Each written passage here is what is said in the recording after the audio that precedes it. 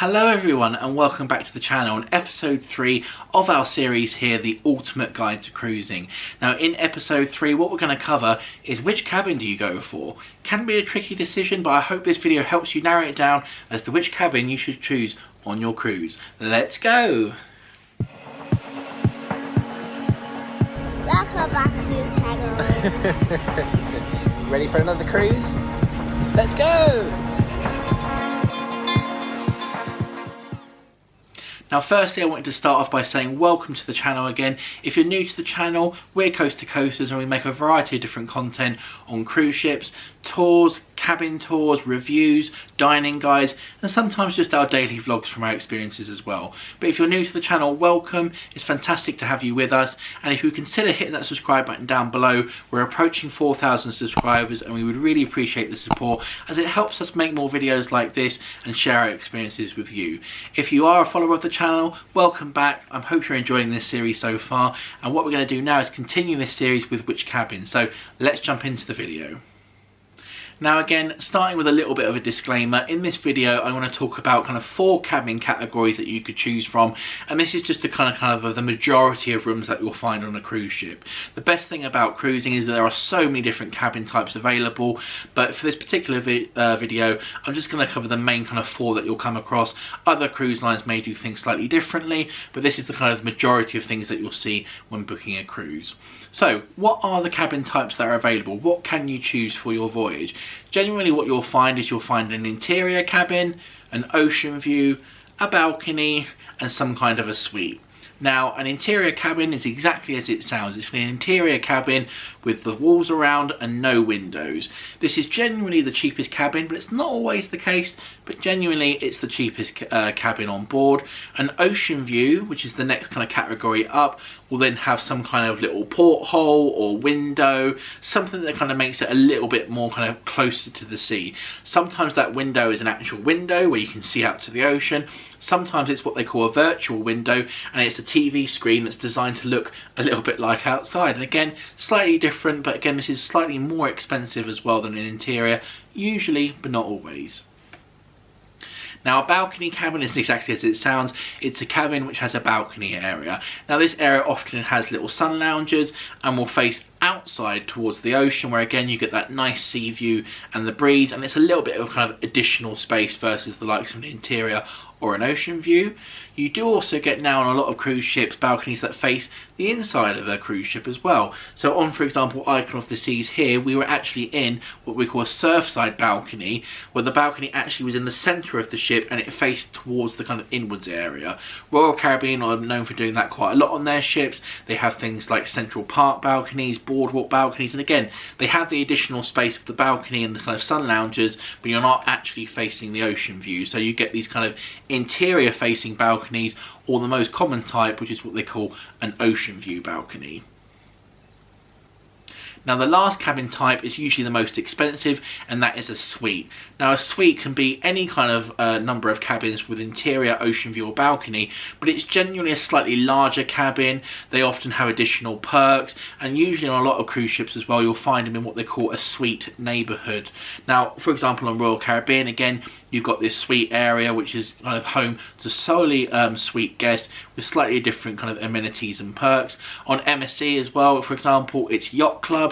That's genuinely their suite area there, and again different level tiers throughout, but to give you an idea, a suite is genuinely the most kind of expensive area.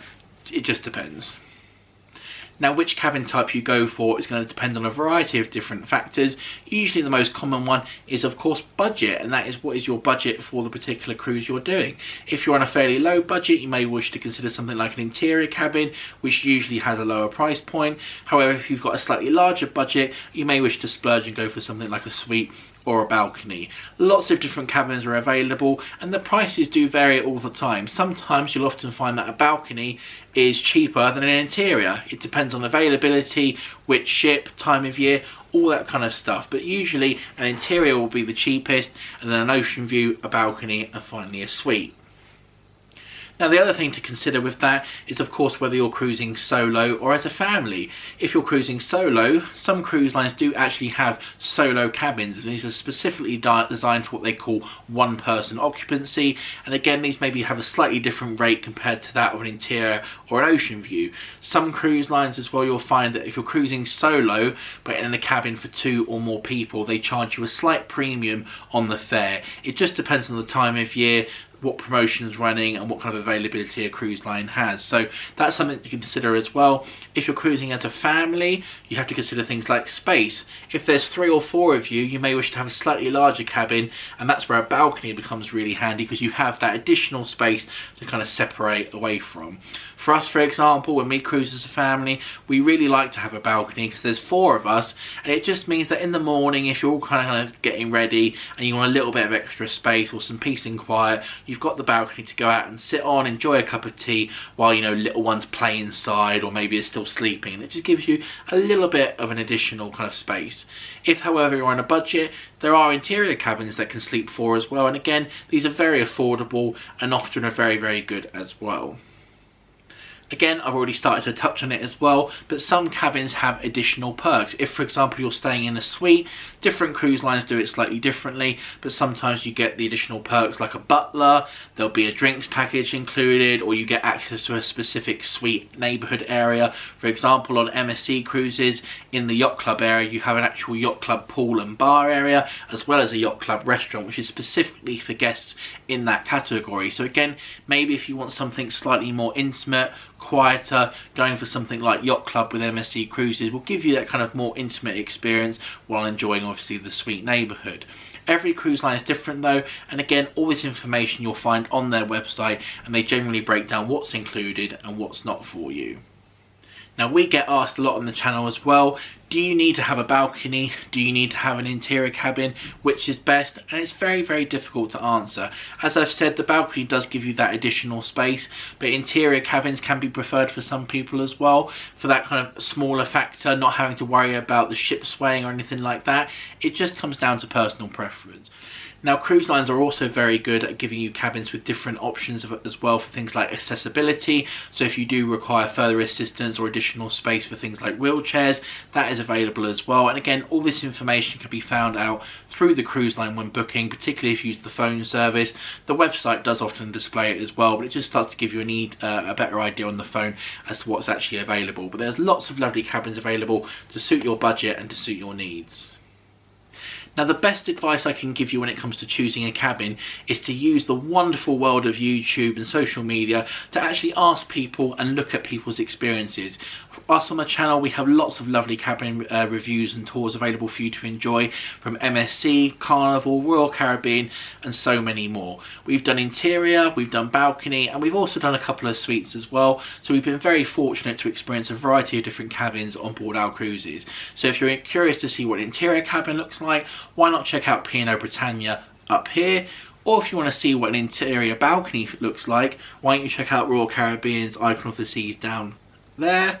Or many other cruise lines and cabin tours as well available on the channel and on YouTube. That's my best advice, is that if you're not sure, have a little look online. You might decide that an interior cabin is a little bit too small for you, or you want that additional space of a balcony, or you might think, you know what, I don't need a balcony, I don't need the window, I just want something simple and affordable. Again, do a little bit of research and have a look online. So there we have it then, that is episode 3 of our ultimate guide to cruising, and now just a little bit of information on how to choose your cabin. I hope that's been helpful for you. If you're struggling to choose, you're not quite sure, or would like any advice, then please leave a comment down below and I'll get back to you as soon as I possibly can. We'll be moving on to episode 4 next. I'm not going to reveal the title of that one just yet. You'll have to hit the subscribe button down below and check that one out. But thank you very much for all the support on this series. We really appreciate it, and we cannot wait to see you in the next video next time on the channel. Many thanks for watching. We will see you in the next one. Bye. Welcome back to the channel. Ready for another cruise? Let's go!